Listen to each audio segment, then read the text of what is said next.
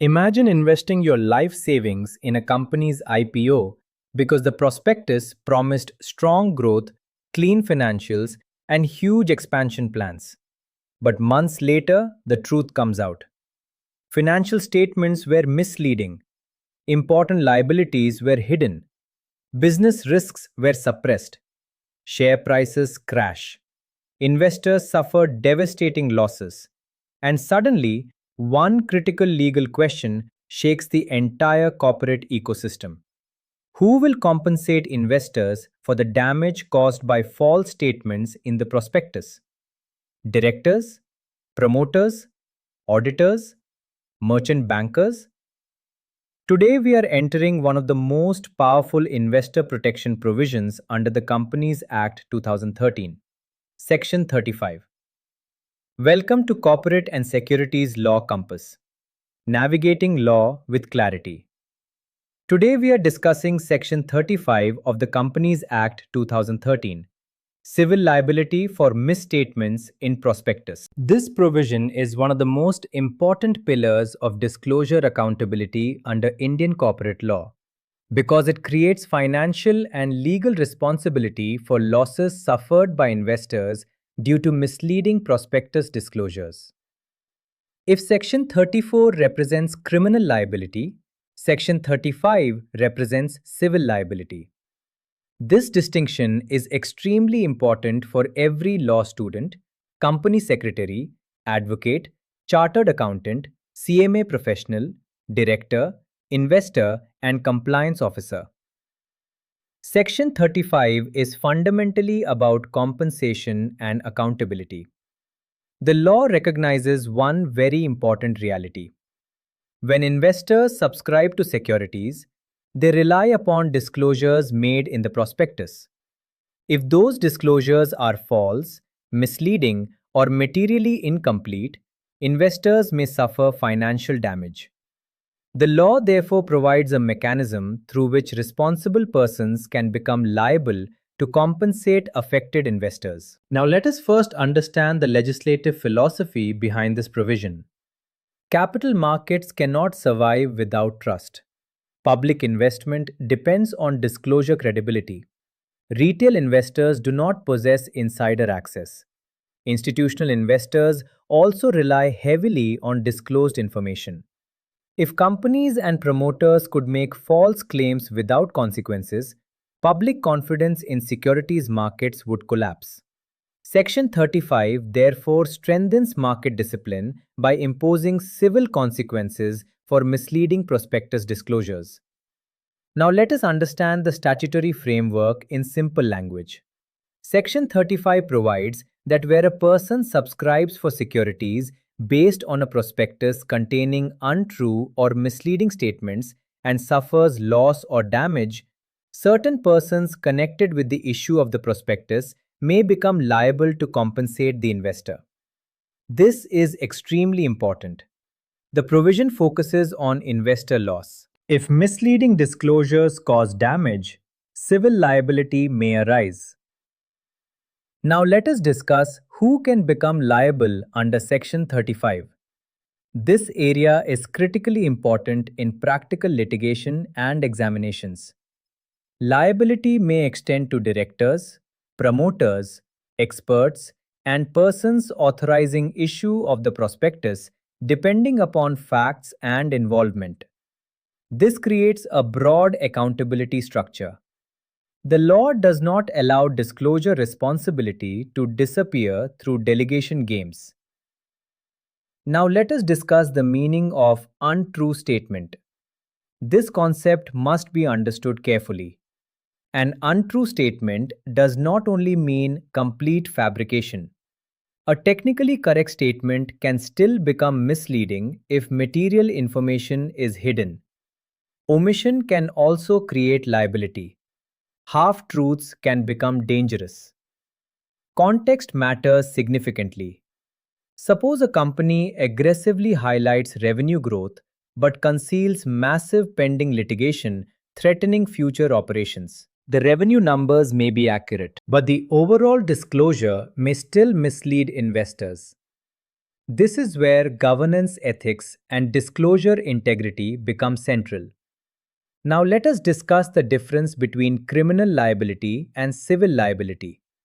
Under Section 34, fraudulent prospectus disclosures may attract criminal consequences. Under Section 35, affected investors may seek compensation for losses suffered. In practical cases, both provisions may operate together. This distinction is extremely important in securities litigation. Now let us discuss historical background. Globally, major securities frauds frequently involved misleading prospectus disclosures. Companies overstated assets, concealed liabilities, manipulated business projections, suppressed operational weaknesses. Investors suffered enormous losses. Modern securities regulation therefore evolved towards strong disclosure liability frameworks. Section 35 reflects India's commitment toward investor protection and disclosure accountability. Now let us discuss practical examples. Suppose a company launching IPO states that it has secured major government contracts ensuring future profitability. Investors subscribe heavily. Later, it emerges that the contracts were never finalized and management knew about the uncertainty. Investors suffer losses after share prices collapse. Section 35 may become relevant. Now imagine another scenario. A startup presents inflated customer metrics and hides serious cash flow problems during fundraising. Investors rely on the prospectus and invest. After listing, the truth emerges and valuation collapses. Again, civil liability exposure may arise. Now let us discuss the role of directors. Directors approving prospectus disclosures carry serious responsibilities. One of the biggest governance mistakes is passive approval culture. Some directors assume that finance teams, auditors, or merchant bankers alone are responsible for disclosure accuracy. That assumption can become legally dangerous. Directors are expected to exercise reasonable diligence and oversight. Independent directors also cannot remain completely passive. Now let us discuss the role of promoters. Promoters often play central roles in public fundraising narratives. Investors associate company credibility with promoter reputation. If misleading disclosures originate from promoter-controlled decision-making, liability risks become significant.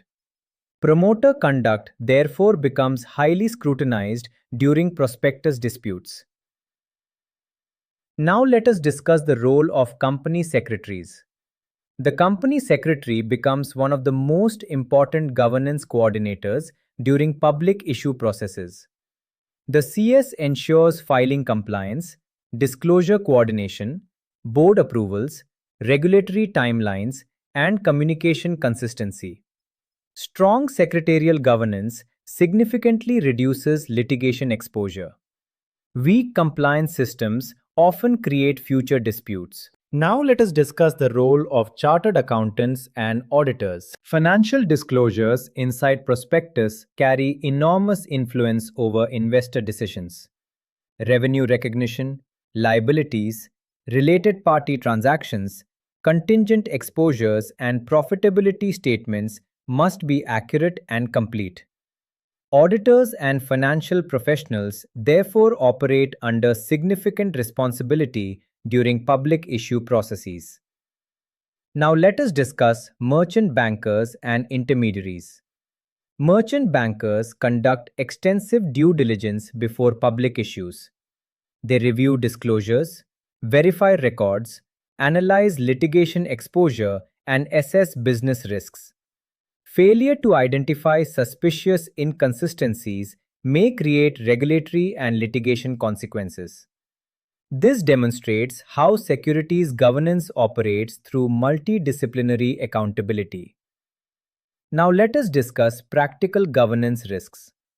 One major risk involves aggressive fundraising pressure. During IPO processes, Companies often want strong subscription levels and high valuations. Commercial excitement can create temptation to overstate positives and understate risks.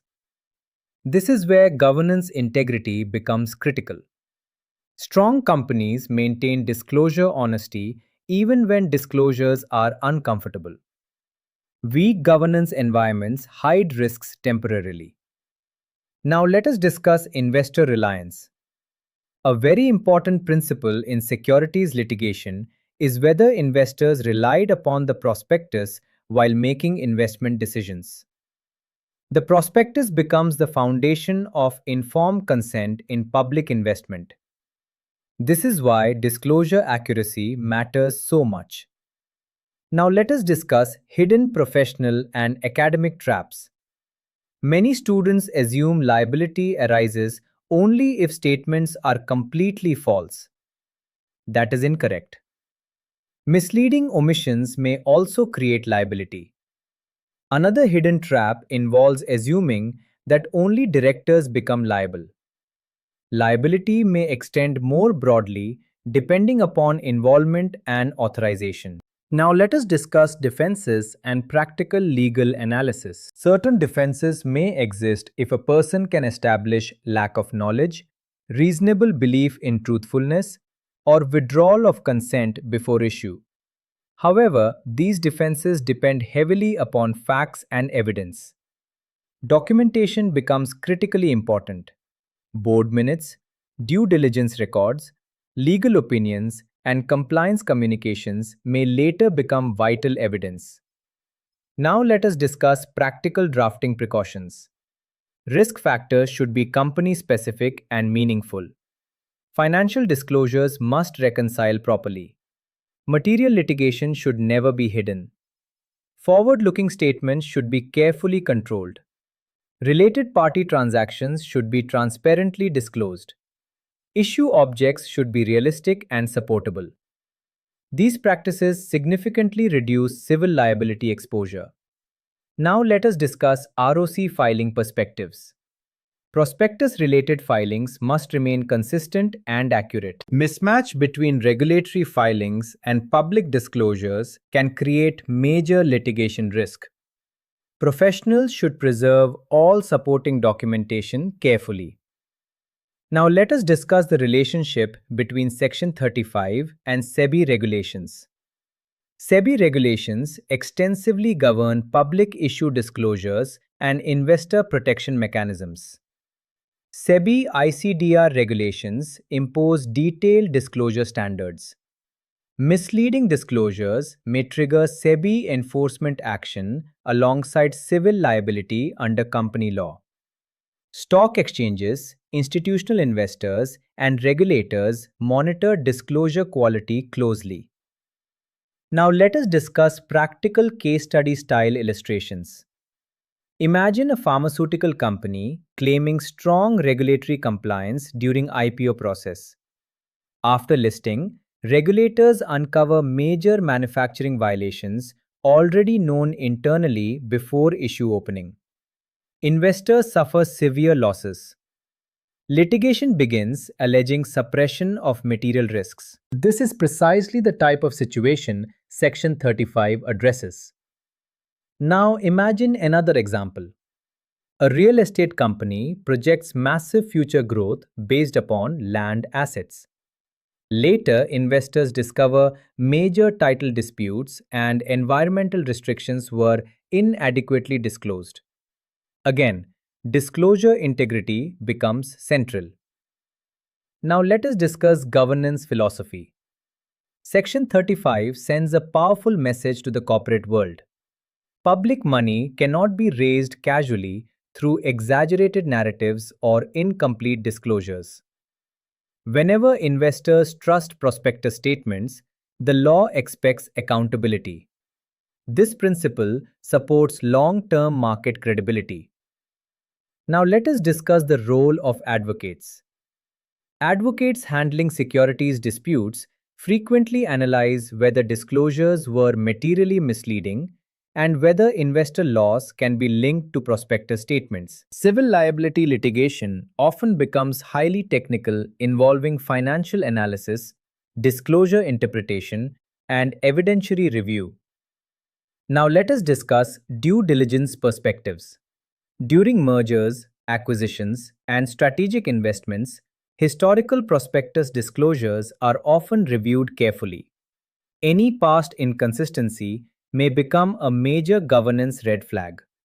Due diligence teams compare public disclosures with internal records extensively. This creates continuing accountability long after the issue closes. Now let us discuss applicability across company categories.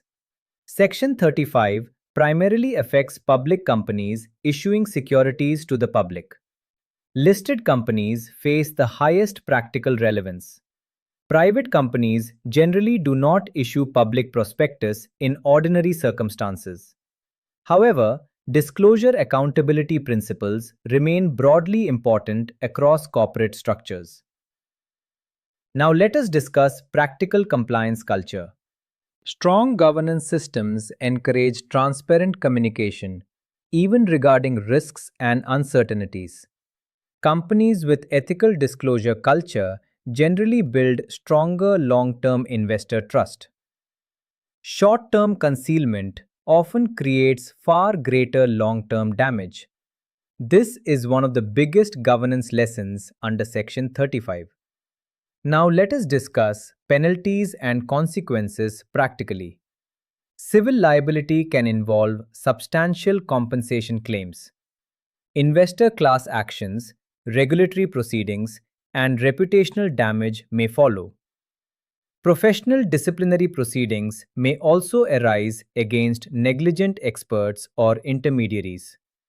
This is why IPO work is considered one of the highest risk practice areas in corporate law. Now let us discuss examination insights. Students should clearly distinguish Section 34 criminal liability from Section 35 civil liability. Another important concept involves understanding misleading omission and investor reliance. Professional examinations frequently test these nuances. Now let us discuss connection with other laws. SEBI regulations operate closely alongside Section 35. SEBI LODR regulations later govern continuous disclosure obligations after listing. Income tax proceedings, FMA violations, RBI actions, or competition law investigations may also become material disclosures affecting liability analysis. This demonstrates the integrated nature of modern securities governance. Now let us discuss the broader economic importance. Capital markets depend on investor confidence. If investors believe disclosures are unreliable, public participation decreases. Section 35 therefore indirectly supports economic growth by strengthening accountability and disclosure credibility. Now let us conclude with the most important governance insight. Section 35 is not merely a compensation provision. It is a powerful legal reminder that disclosure responsibility in capital markets is real, enforceable, and financially serious. For company secretaries, this provision represents one of the most sensitive areas of disclosure governance and compliance management. For advocates, it becomes central in investor litigation and securities disputes. For chartered accountants and CMAs, it intersects with financial integrity and professional accountability. For directors and promoters, it creates serious fiduciary and disclosure responsibilities. And for investors, it reinforces one fundamental truth. Investment decisions should always be based on careful analysis of disclosures, because misleading prospectus statements can destroy both wealth and market trust. Ultimately, Section 35 teaches one foundational principle of modern corporate governance. Whenever companies invite public investment, truth in disclosure is not merely a moral expectation, it is a legal obligation backed by serious civil liability under the Companies Act 2013.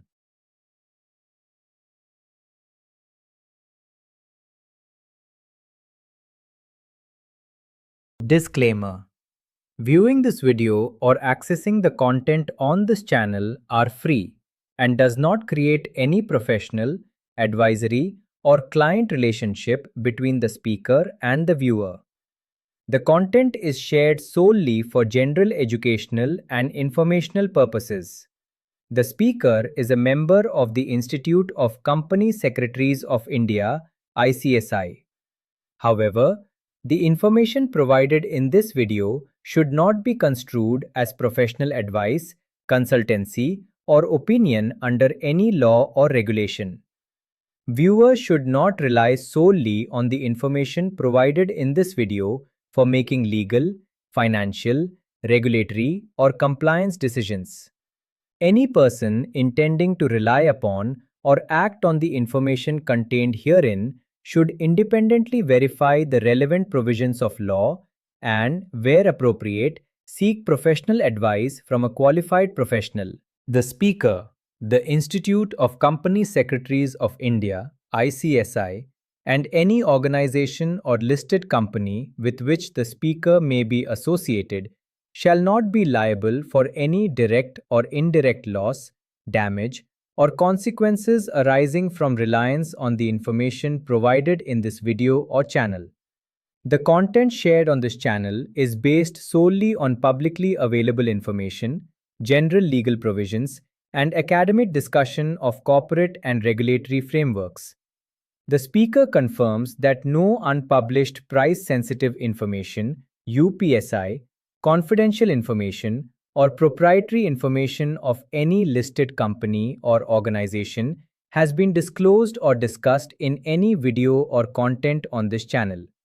The views expressed in the videos are personal academic interpretations for educational purposes only and are not connected with or derived from any confidential information obtained through employment, professional engagement, or association with any listed company or organization. Nothing contained in this channel should be interpreted as market advice, investment advice, or insider information under the applicable provisions of securities laws, including the SEBI Prohibition of Insider Trading Regulations 2015.